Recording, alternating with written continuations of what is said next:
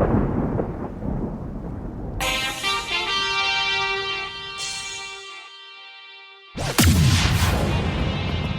need truth and life. Here is the Brother Leon Show. You better recognize.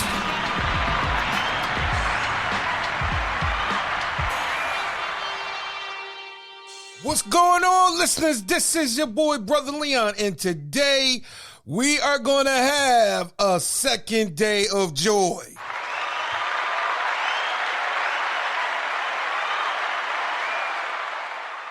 So, guys, I'm going to tell you right now, man, we have Miss Joy Alantis coming back on today, man. We are going to talk about why women are quick to dismiss. Yes.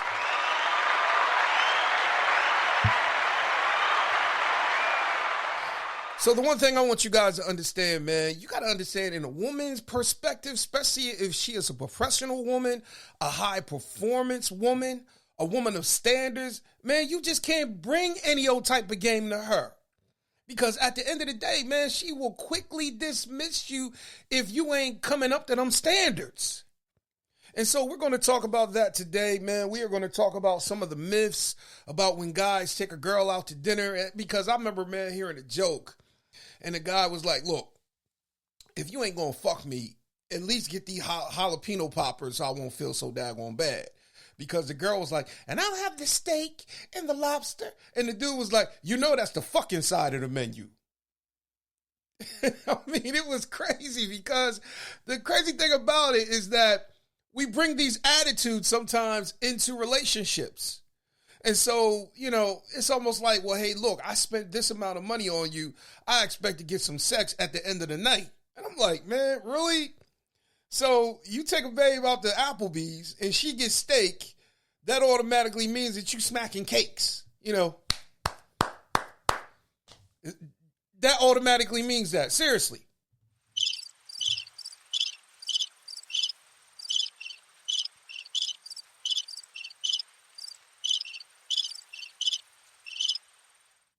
So, you know, we got to get to the place, man, where we begin to have more and better communication, because the communication between men and women is definitely different. And you got to understand that men communicate in a different way, and we can't get so caught up in assumptions. You know, we can't get up in assumptions, assuming that, okay, me and him are having sex, so that means we're in a relationship. Or me and him are having sex on a regular basis, that means, you know, he gonna wife me up. Nah. Because a lot of these guys, I'm going to tell you, look, if it's an opportunity to smash, they going to smash. If it's an opportunity to smack cakes, it's going to be smacking cakes. That man going to take your Twinkies. He going to take your ding dongs. He going to take your butterscotch crimpets. He going to take every cake you give him. He is going to take it. Red velvet, lemon, blue velvet, carrot cake, cheesecake. Don't matter. If it's a cake to be taken or a cake to be smacked or smashed, he is going to do it. So sorry, ladies. I don't know what to say. But at the end of the day, we have got to get to the place where we have distinction on what we want, what we're going to do, what we're going to tolerate, because everybody comes with a past. And I'm getting sick and tired, man, of, you know, these things begin to play out. And then next thing you know, all these women ain't shit. That's, you know, and that's what some of these guys say. Man, please. These women ain't shit. They just like us. Or the reverse side. All these niggas ain't shit. You know, and at the end of the day, man, you have to ask yourself, how do we get here? I ain't gonna lie. I looked up Jerry Springer. Jerry Springer was on for 27 seasons. 27 seasons making money off of the exploitation of trauma, making money off of dysfunction.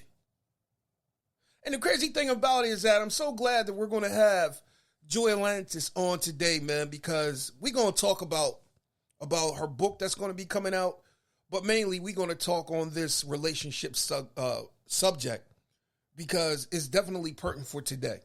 It's pertinent for today because a lot of us, you know, if you're over 40, and you're trying to get back out there, it's almost like, dang, man, dude, what do I do? How do I maneuver? And then if you're young, it's like swipe culture. I mean, these young kids, man, they just be fucking just because. Seriously. So, yeah, it's going to be one of them episodes today. Might be a lot of expletives. I know I'm cussing already. So, yeah, I'm passionate about this subject today. So, guys, I want you to hold tight. We are going to bring in Miss Joy Alantis.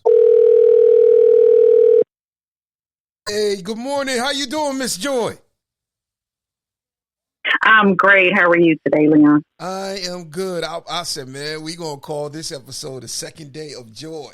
Uh-oh. That sounds like trouble. Oh, yeah. I was doing the intro, and I was talking about how we make assumptions and everything, and how, I was going through, I heard a joke, and a guy was saying, he was like, took a girl out to dinner. He was like, look, if you ain't going to fuck me, at least order these jalapeno poppers. I ain't going to be too bad about them. But she was like, and I'll have the steak and the lobster. And he was like, that's the fucking side of the menu. Oh, Lord. Oh, my God. My God. But see, that's the culture we live in right now. You know what I mean? It's unfortunate. And I would like to start the conversation with, I am so thankful that I have not dated men like that. Okay.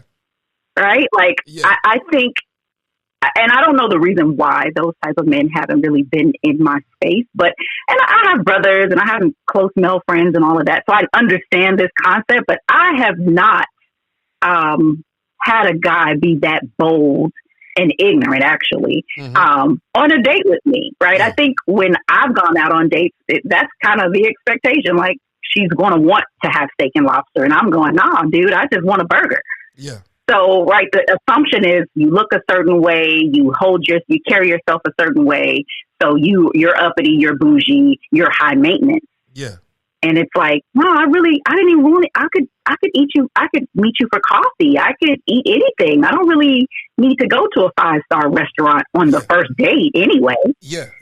So it's interesting. Yeah, because I told my son, I said, look, son, when you start dating, I said, do something basic, build up to that. If you start there, sometimes some women will feel like, oh man, he's starting here. He could probably go further than that. I'm like, nah, dude. You build up, and if you get serious, then you go out all extravaganza and everything. Especially if it's like you going to propose or something like that. Yeah. But yeah, it's easier to date like that. Yeah. I think. I mean, I prefer to do something that is engaging, right? Yeah. So we can either go for coffee, right? That's easy.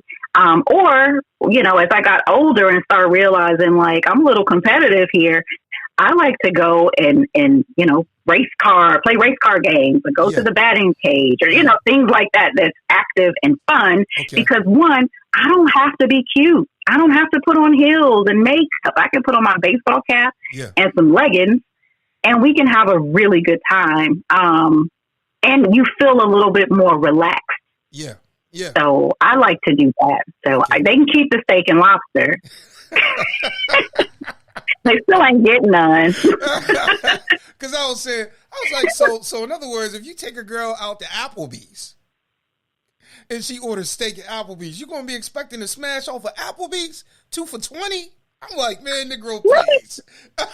That's crazy. Let me tell you something. A woman who likes you, if she's attracted to you and she is comfortable in her sexuality and doesn't mind, dealing with the stigma of having sex with you because you bought her a meal, she gonna sleep with you if you took her to McDonald's. Yeah, exactly.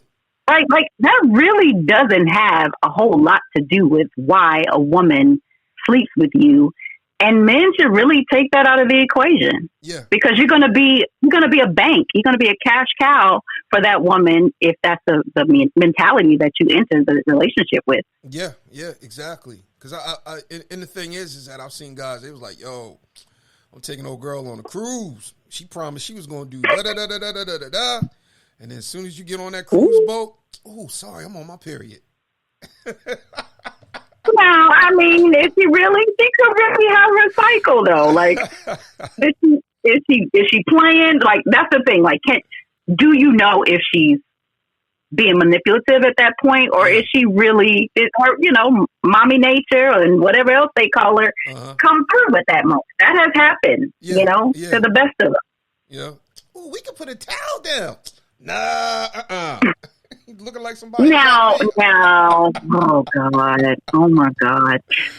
It depends on the person though. Like, if the cruise is with someone that you just met and you're not that comfortable, because that's not for everyone, and it shouldn't be for people who don't know each other, right? Like, I know husbands and wives who don't have sex during that time because it just grosses them out for whatever reason, and that's their prerogative. But I mean.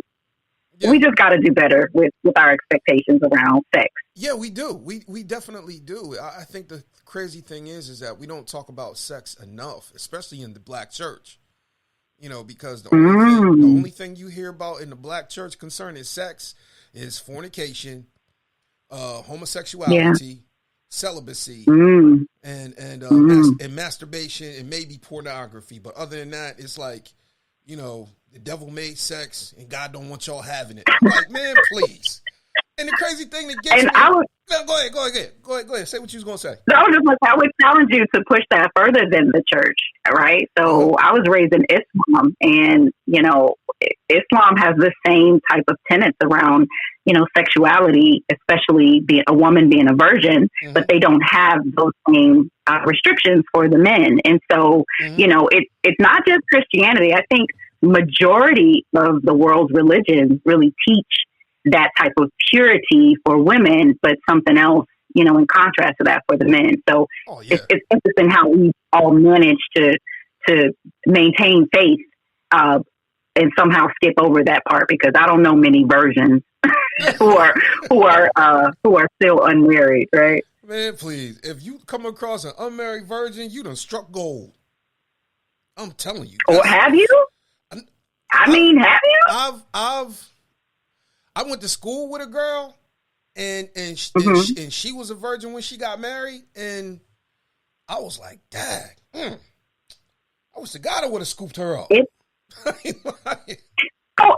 a lot of men, especially now. I mean, I'm in my 40s now, so I hear a lot of men actually complain about that. They're like, "There's no way in hell or heaven that I marry a woman that I have no understanding of the experience of sex with her." Why? So is that like a myth? I'm not a virgin, so I've missed that. That shit has failed for me. But because I'm looking. I do hear brothers complaining. Yeah, I've heard brothers complain, and the reason why some of them complain is that some of them may have come in contact with pornography, and then some guys, they choose women off of the porn that they like and what they want to do, and it's almost like, okay, I have an imagination. This is how I want sex. I want her to shake her ass like this. This is how I want her to, give me oral sex like that. I want her to do all of the above. But, I'm like, dude, that's just fantasy and stunts. You know that, right? And a lot of them, it's like, it's like, well, it all depends. Oh, my. But the one one thing I will say, I'm like, look, you ain't lived until you had crazy. I'm telling you. Oh God! Don't put that out there. Don't put that. I'm talking from a guy perspective. Crazy. I'm just from a guy perspective. I'm serious. I'm like, man, please. But the only thing, listen, I've had a crazy brother, and had some amazing sex with him, and that was the worst thing that could have happened in my life. So it's definitely overrated. Yeah. And I don't want it. You know what I mean? Let me ask you but I think that's a myth too. I don't think that's 100% accurate. Okay.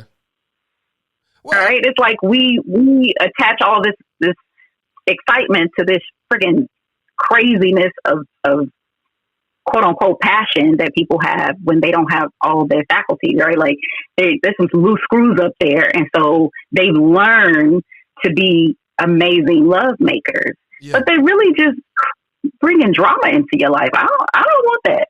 Yeah. I don't want that. Yeah, I know. And it's a myth, because I will say I've had sex with some healed brothers, and it was just as amazing. So I think it's a myth. Yeah. I think, I'm not gonna lie. I think probably the best sex I had was probably with an older woman. I ain't gonna lie. I'm serious. She was experienced.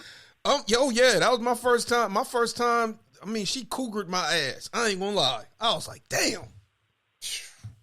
That going on. I ain't gonna lie. She threw a move. She was throwing moves. I was like, damn. All right. Well, experience is the best teacher, which is why I think a lot of men, while it's exciting to think I can have a virgin and I can teach her all the things that I like, the flip side of that is she's becoming familiar with her sexuality and her body at the same time. And she just may not be one of those women who's into and likes the things that you're into. So, you just have to be careful either way, I would say. Yeah. I agree. I think the thing is with the virgin is that you hook up with a virgin. I'm like, yo, you the first, and they ain't going to want to go nowhere. She ain't going to want to go nowhere. I'm like, so you got a team player for life. Depending. Is that true? Look, I'm over here playing devil's advocate. Well, see, here's the thing. It all depends on what you do outside the bedroom. Because if you guys are good outside the bedroom, then, if you guys are friends and you actually like each other, you know what I mean? And it's not one-sided, then I believe that, you got a team player for life. Because the one thing I say about sex is that once you start having sex, it links you emotionally to a certain degree. And that's why, you can't be so trivial with just, throwing your sexual energy out here. Because, like Eddie Murphy said, many nights I threw my dick on the crap table and crapped out. Yeah, it will happen. Yeah. I don't know. I think with women who, especially young women who are inexperienced and are, on that journey of really finding themselves sexually, because we don't have these conversations at home. You don't have them in your churches and in your mosques and in your synagogues. For the most part, there is a level of just kind of curiosity that comes along with the human psyche, right? Like we can have something and it's all we know and we love it. Yeah. But then we get introduced through, dysfunction book, movies, TV shows, your girlfriend's chit chatter to things that we go, I never experienced that, or I didn't know that was a thing. Yeah. And then that could potentially lead into, some stepping out and some weirdness happening in your own relationship. So, I think it's just a myth to be like, oh, I'm going to get me a virgin. I'm going to pop that cherry and she's going to be mine for life. Nah. She may grow up and out of whatever it is that she's come to know with you for a lot of different reasons, right? Yeah. Shades of gray. Yeah. Yep. Shades of gray. Red Shoe Diary. I'm like, man, you never know. Oh. You never know. Don't be so sure, brother. So let me ask you. So you grew up in Islam? I did. Oh man, what was that like? Well, I mean, and let me preface that statement with, I grew up in a household where we were heavy readers. My dad was definitely active in the church. My mother was raised in the church, but she studied everything. So we were able to study Buddhism, Judaism, Christianity, Islam, and anything else that we were intrigued by. So, I was one of those little black kids in the suburbs who was just exposed, right, to knowledge in a lot of different ways. Yeah. Okay, that's great. So let me ask you this: you are a professional woman, right? I am very most days. Okay, so my question is: I know a lot of professionals. I can't say all, but some professional women they have found it hard to date because men are intimidated by them, and I'm trying to figure out why. Why would guys? What's the intimidation? What's the assumption? So I'm going to go back and say I have not found it hard to date.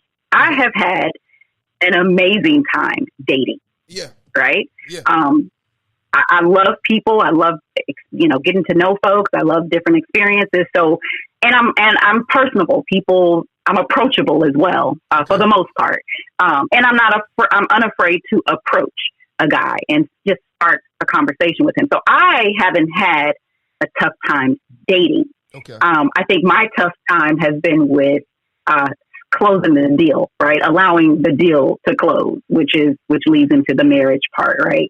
And as far as the intimidation piece, I have had men, whether it was a man that I dated or, just a close male friend of mine, explain to me from their own point of view what the intimidation piece is. Mm-hmm. And what they say is a beautiful woman who carries herself in the way that you do, who's very confident, means that I have to step my game up. And I don't know that I'm necessarily ready to meet you where you are. Right. So if I'm walking around and I'm driving the car and I appear to have this life and money and all this other crap, they think they have to buy me gifts. They may have to pay my rent, my bills, and they have to provide in a certain way before they ever get to know me. And that's based on what I look like, what I'm dressed in, what I drive, how I speak, and the air that I walk into the room with. Wow. So we have to get rid of these assumptions because, again, I don't ask men to pay my bills. Yeah. I don't need steak and lobster to have a good time with you on a date. Yeah. So it's really, for me, the man's insecurity of, I know that my role, or I believe that my role is provider, and she looks like she's on a different level of provision that I ain't ready to give to anybody. So I'm gonna back off from her. Wow. And can it be disappointing? You like, oh my God, I just thought we was going to close this deal. And he looking at me like, sorry, Joy, you nice, but I can't sustain you. And he may be thinking, I can't sustain your lifestyle or the way you may, carry yourself and the things that you may have. I don't know if I can sustain that. Yeah, it is, because what I find is there's two types of guys, right? There's the guy who's going to be like, nope, I'm cool, and dip out, right? Yeah. Before they even get anything. They're just going to know, like, I'm not up for this right here. But then there's the guy who wants to play the game, and they pretend as though they can handle it. Uh-huh. And then the moment that conversation comes into play, it's like scrambling for them. And then you're looking stupid as the woman because you're like, well, wait a minute. I wouldn't have asked you to come on this trip with me if you could not afford it. Right. And so I have experienced that a few times in my life. And that's disappointing to me because I do feel like I'm the cool, down to earth person. Yeah. And I don't mind treating, right? If you say, hey, my college age student, I had to pay the tuition, or I had, some stuff happened at the house and I had some unexpected bills. So babe, I can't meet you in Hawaii. I'm probably going to be the woman, if I really like you and I don't want to be alone on that trip, will probably say, well, don't worry about it. Okay. I already booked the room. Yeah. The flight is $600. I got you. Just come and have a good time. Yeah. Yeah. Okay. That's good. So you're just asking for a guy to be honest. Be upfront and be honest. Say, yo, if you got some stuff, then okay. But it all depends on where he is in your life. Well, I think we mentioned it the other day. It's like, it's hard to be vulnerable with people, even some of your closest friends and family members and lovers even. So to ask people to be honest right now, when there is so much pressure, especially on men to perform and to provide, is difficult. So if you find that, then, I think it should be respected. Like, a man shouldn't be beaten down because he can't afford to do something, because a woman isn't. Yeah. She just don't have it. Yeah. And I like what we were talking about the other day, about how we need to change that narrative about the only thing you bring to the table is your ass. I like that. I definitely like that. So let me ask you this. Why are some women quick to dismiss a dude? I'm serious. That's been my question. Like, yo, man, she just dismissed you real. Yeah, dude, she dismissed me. And I'm like, why? I mean, what do you mean? You mean like if I'm walking down the street and a brother goes, hey, Miss Lady, you looking good today? And I go, yeah, whatever. Oh no, Like, what do you mean dismiss? No, I'm talking about like in the pursuit, and then all of a sudden, they start going. Okay, they're at the table, and they going over. Okay, well, this is what I can bring to the relationship. This is what I can bring to the relationship. But all of a sudden, some of his stuff ain't adding up, and she's like, "Sorry, I ain't got time for that. I do not have that type of patience for you." So I think it's a few things, right? And of course, I'm not going to speak for every woman because, while I like to sing the song, I am not every woman, and I don't know why, women do what they do. I can only tell you why I do or have done certain things. So, there was a point in my life where I had a list of things that were requirements for a man to even have my time, right? I'm not even going to waste conversation on you if you don't come to the table with these 92 things or whatever it was. Yeah, okay. It was something ridiculous. So you had a list. So a lot of it is, I did have a list, and I don't have a problem with the list. I just think my list when I was 24 versus my mental list at 43 are worlds apart. Yeah. They're completely different. And so my list from a young woman who was trying to figure it out and didn't really have a perfect role model for what relationships look like it was stupid. It literally had it was definitely over 50 things on that list. I can tell you that. Wow. And it evolved over the years, but we're taught that these are the things that we must have in a man.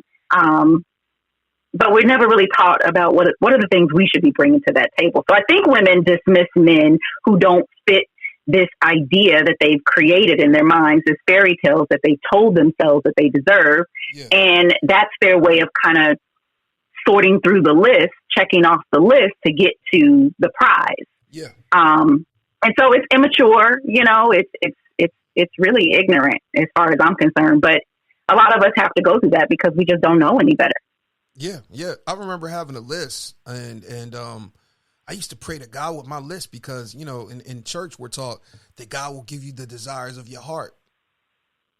Mm-hmm. And I mean, I had that list, and I'm like, wow, I'm just like, and now I look back over the list, I'm like, I could probably sum that bad boy up with just 5 things compared to the 20 some odd, 30 some odd. I'm like, man. Number 1, peace. You want to know what my number 1 came down to? What's that? I live in Atlanta. So my number 1 came down to must be born a man. Oh, yeah, because I heard, it's some Georgia peaches there, but it's some plums. That's what I done heard. And I'm like, I have no problem with that lifestyle. It's just not for me. Yeah. And it was funny. It was me and my sarcasm yet again, but it really was some truth to that because, I want a man who loves women, and who only loves women in a sexual sense, and that's my preference, right? No hate to my others, but yeah. So my list went from crazy 50 items to maybe 4 or 5 really important things that have to do with foundational, sustainable relationship qualities, right? Yeah. Because you gotta have that sustainability and everything. And I think a lot of guys, they get intimidated, and then some of them, oh nah, man, she's too aggressive. I'm like, what is too aggressive? I'm like, because that's the thing. Because she's forthcoming, because she's very tactful, she knows what she wants, and you saying she's too aggressive? I don't get that. So I can accept that. As a woman who has been told that, and as a woman who actually sees some of the aggressiveness that I carry, I can accept that. And most women who are aggressive, well, let's just go back. Most women who are professional have a lot of masculine energy anyway, which makes them aggressive in a different kind of way. Yeah. And so I didn't realize it until, someone kept pointing it out to me, like, calm down, sit down, get out the way, let me be the man. And I was like, you are the man, you got the penis. But it was really just my energy and my attitude around it. And I still struggle with having to tone down. Right. Yeah. So, but now I have a partner who recognizes it and knows how to acknowledge it before it gets out of hand and go, hey, bring it down a little bit. And I'm like, oh, I wasn't yelling, you know. So there is a feminine energy is just a little bit more, I would say persuasive, right? It's a lot more palatable, especially when you're dealing with a man and as women, we're always trying to get what we want, right? So, you know, it's easy if I just say, hey, baby, can you, versus, would you just go ahead and do what I asked you to do 3 weeks ago? Oh, Lord, yeah. Right? Let me ask you this. Is one of your pet peeves when y'all start having that conversation of patience? Because I know some women who are very high performers and sometimes they can be perfectionists at times. They have a problem being patient with their men. And I'm like, wow. You know, it's not a pet peeve, but it is a thing. I am I like to say I'm patient because I have waited for a long time for a lot of different things to come into fruition in my life, especially with my partner. Yeah. But he does say that I am impatient. And I'm getting better with that, but I am one of those women who is like, I know what I want what I want, and I want it now. Okay. Because I don't see in my world, I don't understand why I even have to wait. Because a lot of the things that I ask for, and maybe even a lot of women ask for, we understand that it's really just a decision to do it. But for men, I think your process is a lot different than ours. Yeah. Because, you know, if let's just give an example, right? So if my man says, oh, baby, I want to watch for Christmas, I'll just go get the watch for Christmas. Yeah. Right? Yeah. And, you know, it's not even a thought. It's like, all right, I got $500-$600 to spend on that or put aside for this gift anyway. So I'm just going to go, he want to watch, I'll get him a watch too. But if I say, oh, babe, I want a massage because I've been really busy and I'm sore, I got to hear about, well, I don't want nobody touching on you. What? Who's going to do the massage? How much is it going to cost? Like, dude, what? Well, let me ask you. Either book the massage or give me the money and I'll take care of it. Why are we having all this conversation about nothing? You know what? I kind of see his perspective. I bet you do. I'm serious because it's like, I don't want nobody touching on. Hold up. You get me a watch is different. You put that in a bag. That's not somebody touching you. I can't stand y'all. You know what? Listen, it came all the way down to it was so funny. I was like, well, listen, there is a gay man. There's a gay male masseuse or massage therapist at this place. I will book that guy. He's not interested in me. You know? And then, you know, it was like, okay, well, how about you just do it? He could do it. But see, he got to learn how to do it. Right. I don't want him to do it. I wanted to go get a professional to do it. So it was all of this back and forth. And I know a lot of it was just being funny and all of that. But it was really, you know, kind of eye-opening because a lot of the things that I asked for goes through that process. Yeah. Well, why? Well, who's going to be there? Well, what? All right, cool. I trust you. You know what I mean? It's like, oh, why did you ask me 17 questions? Well, yeah, I think because here's the thing. Men are territorial. I'm telling you that. Yeah. I'm going to tell you that from the door. Men are territorial because it's like, okay, who going to be there? What he about? Right. You know, why he got to do that with you? Why you pick him? Right. I remember one time my wife, she was in this whole weight loss thing and her partner was a dude. I'm like, you couldn't pick nobody else. Now, I'm serious. You know, I get it. I'm like, women are territorial too, though. Yeah, because there's been times where I've been, you know, like even with the podcast and stuff like that, and I'm on the phone trying to set up. Why are you talking to her? She's single? Why are you talking about giving her love? I'm like, oh my God, this is just for the interview. Listen, women are as territorial as men. And I think you can say that sentence for a lot of things, right? Yeah. Women are as sexual as men. Women are as whatever as men. Yeah. But it's kind of a symptom of society. We can be territorial, but when we act out on that, we're automatically labeled jealous or crazy. Oh yeah. Right. But when you ask as a man, well, who's going to be there? You're protected. Yeah. Right? Yeah. And it's like, well, I'm protected too. Yeah. But see, there's a difference. There's a difference. Yeah. Because I used to ask my wife, she used to like to go to Planet Fitness at 10 o'clock. I'm like, why you got to go to the gym at 10 o'clock? I'm serious. Because no one is there. I'm thinking to myself, but I'm like, yo, you know how it is out here. And I'm like, now, I will say, with the gym, yeah, like I have hired trainers a million times. And when I was younger, I remember walking into LA Fitness, I had hired a trainer. They assigned this beautiful, beautiful man to me. Yeah. His name was Will. Yeah. And I was like, oh no, I couldn't get through my workout because I'm trying to be cute. I don't want to sweat. I don't want to stink. I don't want to make an ugly face because he was fine. Oh, you got to be yes, I had him. You don't want to sweat. Not with the fine brother that I was like, oh, he's attractive. So I ended up, I got rid of him and I asked for a female trainer. Okay. And that worked out. But in my old age, none of that matters. Like my trainer now is a beautiful man. He has his wife and all of that. But I don't think he was married when I first started. Yeah. But I wasn't focused on that. I was like, get my body together. Okay, dude. Yeah. And all of my girlfriends were like, oh my God, how did you work out with him? And I'm like, y'all are crazy. Yeah. Y'all are crazy. You're focused on the wrong thing. So I get it. I understand. Yeah. But you just got, your wife. You trust her. She's good. Yeah.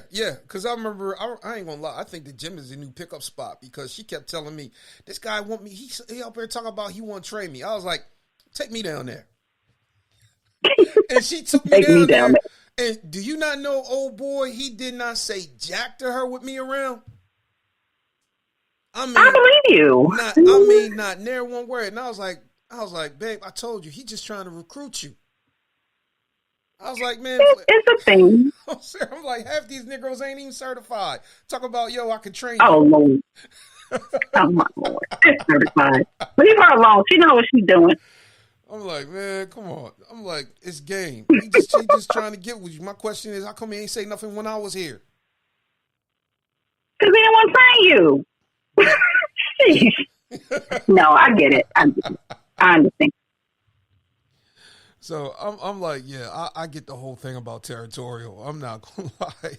I'm serious. Because even with the whole massage thing, I went and got it. I went and got a massage. I was like, look. I said, hey, I'm going down and get a massage. Old girl just going to do my feet. She ain't going to do nothing else. I don't want you thinking I'm getting happy ending. I'm serious. Oh, Lord. Oh, my God. Yeah. Because, I'm like, I'm just trying to make sure I take everything off the table so there won't be no jealousy, no need to, no need to speculate. And I told her, I said, hey, I'm going down to Ling Ling. She going to hook my feet up because you don't want to touch my feet. Right. So let Ling Ling handle those dogs. Yes. I'm cool. Yeah. So she was like, okay, I ain't got no problem with that. I'm like, all right, cool. But I have no issues with my man being pampered by someone else. Okay. Professionally, right? Yeah. Because the reality is I get tired and it's a lot of work to take care of each other. Yeah. Right? And you're not just taking care of each other. You have families, you have businesses, and I'm big now on just taking some time. So if he wants to go and get a massage, he can go get a massage. Yeah. Have fun, and I expect the same. And so we're good with that. It's not a big deal. Okay. All right. Well, cool. That's good because, you got to learn how to juggle because I even told my wife, I say, hey, look, if I'm up here sitting in the car, I'm off for work and I'm just sitting in the car, I'm just processing because, a lot of times work and trying to, juggle work life and home life. And I try to separate the two. And I very rarely talk about my job when I come up in here because I'm like, nah, I ain't trying to bring my work troubles in my house. I'm serious. Yeah. So let me ask you this. Well, No, go ahead. Yeah, go ahead. I was just going to say it's a safe place to vent. Yeah. So how do you How do you and your boo juggle work life? Because I know I've heard you spending too much time over there. I ain't gonna lie. I started a ministry. I ain't gonna lie. My wife was like, "You care more about the ministry than me." I'm like, "Nah, that ain't true. It's just right now we in the building process." So, well, we have a pretty unique situation. We've known each other for, decades, and so I've always been a huge supporter of his work anyway, and I've always been one of those. I'm that person in my life, in my circle, where, I can always help. I'm always willing to help. So I supported the work from the door. Yeah. I'd like to say I'm one of the encouraging factors that pushed him into the work that he does. And so it's actually pretty easy. We have a thing where, we believe that a lot of the work that we do is our passion work. Yeah. Or our purpose work. And so I always say, if you find a partner who believes that your work is more important than them, then it's a possibility that you're not doing your purpose work. Because if you're doing your purpose work, then your partner will be wrapped into that as well. Yeah. And so I am extremely wrapped into this purpose work. Yeah. And I love doing that with him and for him. So it doesn't really get in the way. Now, I do have to turn him off. Okay. And because I've learned to turn myself off when it comes to work. So, for example, the end of the year, our time that we are vacationing, he wants to work, which is normally what I would do. But I have said, no, we have been kicking ass all year, like literally kicking ass, pumping out work and being productive in ways that I had to sit back and say, how the hell did we get this done? Yeah. So I really just want to relax. I don't want to do work. And so he's kind of mentioned it a couple of times because it is important. And but no, I'm taking a break. And he just respectfully decline. And we kind of joke around about it a lot. I imagine I'm probably going to do at least one thing for work, but on our vacation time. But there's some static. Oh yeah, is that my end? Yeah, no, yeah. It is, but it's not static now. Say something now. Okay. Yeah. Okay. Yeah. You're clear. So just repeat what you were saying. Well, I was just saying we just we believe in each other, we trust each other. And we support each other in our work, so it doesn't really get in the way. I think we've done a good job at just balancing out our time and being able to say no when we need to say no. I need a break. Okay. So it's not a problem. Okay. All right, cool. So yeah, it's not a problem. You guys, you take your break when you need to take your break. I ain't gonna lie. I call myself taking a break and my break may be 3-4 days and then I'm already setting up interviews. Scheduling them, doing them, and I'm like, I actually might have to step back and regroup sometimes, but I just say, hey, lie. I was so thankful for my therapist. Oh my God. I'm like, dude, other than my father, you the only man that I would want to be my father. If my dad, I'm like, because it was like he just brought out an understanding of me, and I'm like, man, Doc, thank you. And years later down the road, I was like, Doc, I just want to say thank you. And later down the road, I presented him with, I had my first book and I was like, hey, Doc, I just want to give you this. I signed the autograph, gave him an autograph copy. And I just thanked him for everything that he did for me because I was like, Doc, you helped me through a hard time. And you helped me understand myself. You helped me to get past a whole lot of issues that I was going through. And I just want to say thank you. And he was like, man, I appreciate you. I'm serious. Listen, shout out to all the counselors and therapists in the world. Oh, yeah. They are amazing. Yeah, they are. I have my... We counsel in this house. Yeah. I ain't gonna lie. I was sad when my therapist retired. I was like, I can't see you no more. What you trying to do to me? You sound like that crazy ex that was showing up at your job. See, I knew you the problem.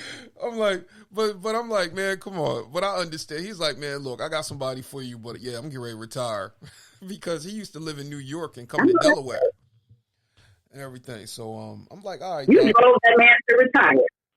Nah, I didn't. He was on, he was on his way out. I ain't gonna lie. I wish I would have called him early in life. I wish I would have called him in my 20s, compared to when I called him in my 30s. Because if I would have met him in my 20s, I'm like, man, shit, would have been a whole lot of landmines I would have avoided. Well, if we normalize it, normalize therapy and counseling and healing, then, a lot of us will see therapists when we're 20, when we're younger. Yeah. And it'll save us a lot of, heartache and getting off the struggle love bus sooner than later. Yeah. Because I know, like, in my 20s, I mean, shoot, the only therapy I had, I was like, man, let's just go to the strip club. That was the therapy. The barbershop and the strip club. There you go. The barbershop, the strip club, and I'm like, hey, let's get a bottle of Absolute, and we good. Oh, Lord. The blind leading the blind. Lord have mercy. Hey, we was blind. I ain't gonna lie, but I like that scripture. I was blind, but now I see. But now I see. Now Take that $20, girl. Exactly. I love it. Take that $20. Hey, I want 2 lap dances, not 1, 2.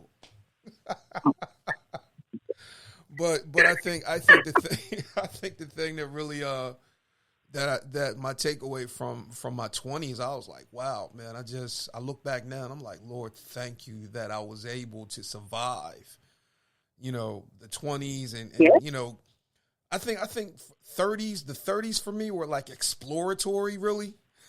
I think 20s, I just messed up. 30s was exploratory. And then, the 40s, okay, we going to make it work. We going to take everything that we learn and now we going to make it work. And that's how I look at it now. And I think, yeah. And so now get ready to go into the 50s. I'm like, yo, it's coasting downhill. I ain't got time for nobody's drama or bullshit. So don't bring it over here. Well, there you go. There you have it. Yeah. So, 50s are the no bullshit era. Oh yeah. And then on top of that, I'm getting ready to retire. I'm like, man, please. I ain't got time for that. All right, then. Well, let's see how this one goes. Oh yeah, it's gonna go good. I'm like, no, I ain't got time. I ain't got time for the bull. And then in these COVID streets, I'm like, nah, sorry. Love y'all. I'm social distancing. I'm going upstairs, and I'll come down and say bye to all y'all later. Right. I'm serious. Get out. Because I had to make you got to get the yeah, exactly. But I made up in my mind. I said, look, I love my kids. I love my wife. I love my coworkers. But I ain't going to let none of y'all niggas stroke me out. I'm like, oh, hell no. I'm serious. Y'all niggas is not going to stroke me out. Because, I'm up here and had a stroke over y'all's bullshit. And next thing I know, here it is. I can't halfway talk. And I'm like, no, oh, hell no. Yeah. Listen, I'm with protecting my peace, so I support you. Yeah. I support you 100%. Exactly. Because, I ain't going to lie, like, kids today, I'm like, I was like, ain't no shades of gray with these kids. It's either one extreme or another extreme. Ain't no chill. Ain't no mid ground almost sometimes. That's just my perception. And I'm like, yeah, no, I get it. I know. Yeah. So I think the one thing that really got me, even with my kids, is I'm like, I think probably the one thing that I can't take with my sons, I'm like, look, be honest with me. Don't give me the dumb look. And I think probably the dumb look is the thing that I cannot tolerate. I'm like, you gotta be fucking kidding. Are you giving me the dumb look? Right. I'm like, come on. And then, well, the dumb look could mean he doesn't know. Yeah, but most of the time he do. But it's like when I catch him, I'm like, be honest. Say something. And he ain't going to say nothing. Or the flip side, you giving me the dumb look or you want to try to challenge your mom. So now you smelling yourself. I'm like, hey, boy, I know that's your mom, but that's my wife. You ain't going to diss my wife. How old is he? He's in his teens. Oh yeah, that's normal teenager behavior. He's figuring it out. Let him stop. You put him in check. He gonna know how to behave next time. Yeah. Oh yeah. Yeah. I think probably my thing is trying to figure out the girls, because it's like my oldest daughter fell in love. I'm like, and I'm thinking to myself, do you see what this Negro is? Good. He's probably just like you. No. I'm saying, and the crazy thing that I started thinking about, I don't know if you're a Good Times fan. I remember the episode where Thelma was in love with Keith. My mama wouldn't let us watch it. What'd you say? My mama wouldn't let us watch it. I said my mama wouldn't let us watch Good Times. But I watched it, so yeah, I remember Keith. Go ahead. Yeah, I remember the episode. I don't know if it was Keith or Larry. I think it was Larry. She was like, but I love him. Talking about Thelma. And I'm thinking to myself, like, girl, this dude ain't even got a job. I'm like, girl, I was like, look, I know you love him. I know you looking at him, but he ain't got no good intentions for you. I'm trust. I've been there. I recognize the game. And I'm like, yeah, and you recognizing the game. Yeah. Because we listened. Also taught that to her. Yeah, so as an acceptable. And I told her, I said, look, I'm very transparent with my kids about my life. And I mean, we used to have, discussions at the dining room table during Sunday dinner, and I used to tell them my horror stories. And they used to be like, "Oh, ew! Now can I be excused?" I'm like, "Come on, y'all done heard worse." I'm like, yeah. Me telling you my story is not going to hurt you because you done probably heard worse. So I'm like, I want you to do better, learn from my mistakes. But I think, once my oldest daughter fell in love, I was like, "Oh my God, Lord, what do I do?" And then she started challenging her mom. That's the thing that got me. I'm like, I said, hey. You keep getting loud with your mom. Your mom gonna kill you. She gonna knock your head right down them daggone steps. Well, you but I don't know. You do the best with your kids, but they really learn. They take their lead and their examples from you, and so whatever it is about her boyfriend that you may not like, or you may not like at that time. I mean, they saw a lot of you in him, whether it was from the stories you told her, right? Because she could be like, well, my daddy had all these horror stories, but look what he grew up to be, right? He grew into a fine man, a man of God or whatever, you know what I mean? So you don't know how is processing. And the other that was hard seeing the heartbreak. That was hard to deal with. I'm serious. That was hard seeing the heartbreak, and then just like, wow, I ain't gonna lie, it was crazy. It was crazy seeing her fight for the dude, and then it didn't go nowhere. Oh yeah, but I mean, how many times have you, or maybe even your wife, or any adult that young person that fight for something that ultimately isn't good for them in the end, but obviously it was intended for them because whatever lessons they received and whatever lessons learned from that particular experience, I mean, it builds them into who they are. So, it's hard as a parent to watch a kid suffer at anything or fail in anything. But, we just got to step back and get out of the way a little bit and support and guide and, and figure it out. Yeah. Because I remember when I was a teenager, I'm like, I brought this girl in front of my mom. My mom was like, Leon, no, she ain't the one. And I'm like, how do moms be knowing? I'm serious. Sometimes they don't be knowing though. Sometimes they just don't want you to be with anybody. Yeah, I've got that too. I used to think that too. I was like, you don't want me to be with nobody. I'm serious. But sometimes you want to get a hard time too, but you just gotta find your way. Yeah, it's your life. Yeah. I think my mom, she actually thought that out. She was like, you gonna marry a Spanish girl, and you gonna have a son, and his name is gonna be Antonio de la Vega. I'm like, good night. Well, good night. All right, Mom. All right, I gotta go. yeah, exactly. But women know women and everything, and I just said, Lord, I'm thankful, because I ain't gonna lie. Some of the things that my mom said, I was like, okay, I see it now. I see what my mom was saying now. I'm like, I didn't know it then, but I definitely know it now. So. Oh, listen, parents have an insight that, we could only dream of having. Yeah. Until we become parents, right? But sometimes, I can say sometimes parents, including myself, I'm a parent now, we get it wrong. And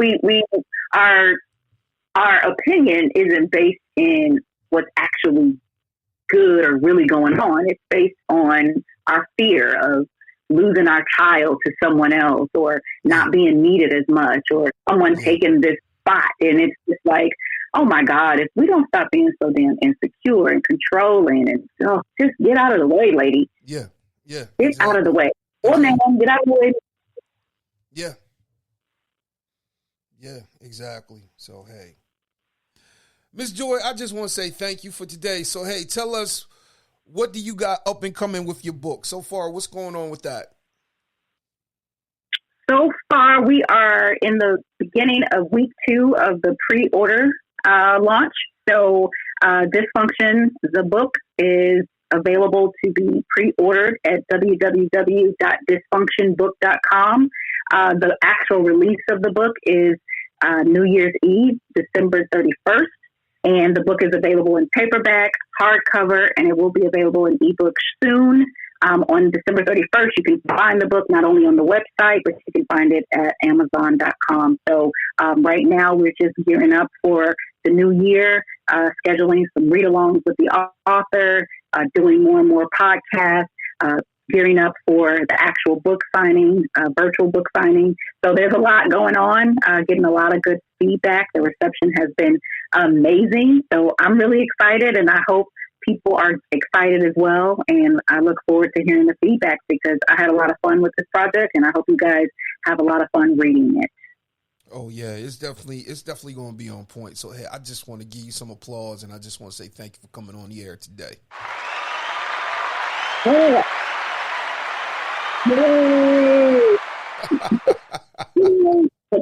Thank you for having me. It's always a blast to just sit and talk crap. Yeah. Oh, yeah. You. I'm trying to stop cussing. I know I told you I was a cuss out lady, but I have been trying to curb my appetite for curse words.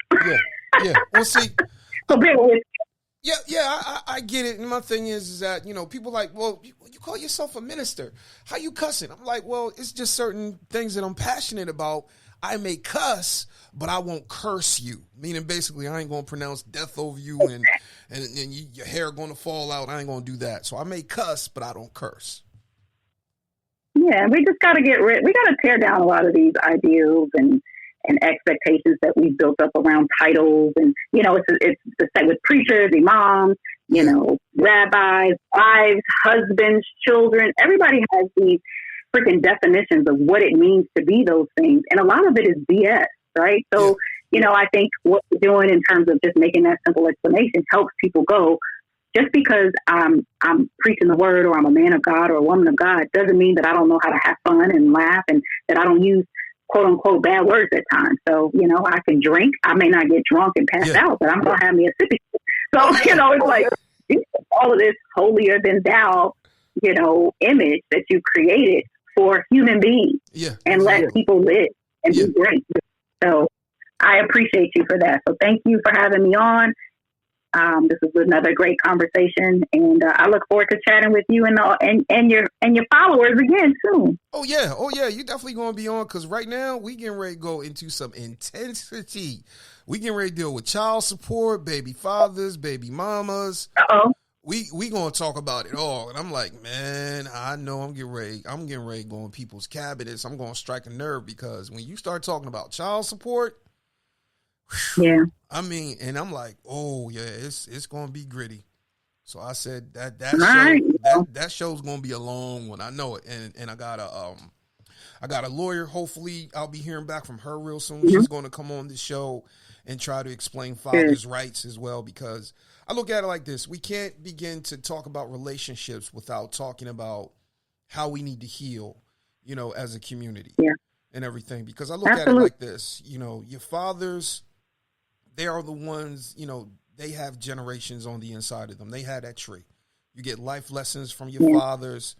The one thing that I love about mothers is that they give the power of influence, but they also birth generations and they birth dreams. So we need each other, but we need to be whole. And so, we're going to deal with that.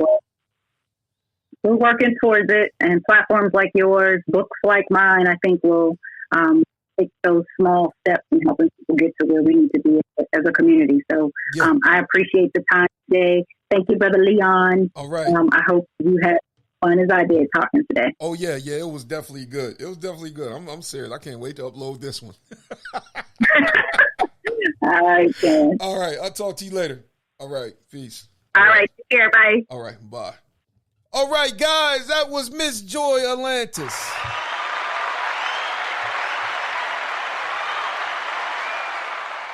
I want you guys to get her book. Her book is going to be coming out. It's Dysfunction. So, guys, look for it on December 31st. With that,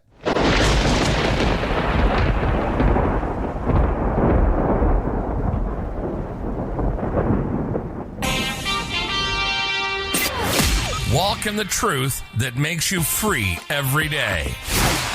Follow Brother Leon on all social media outlets.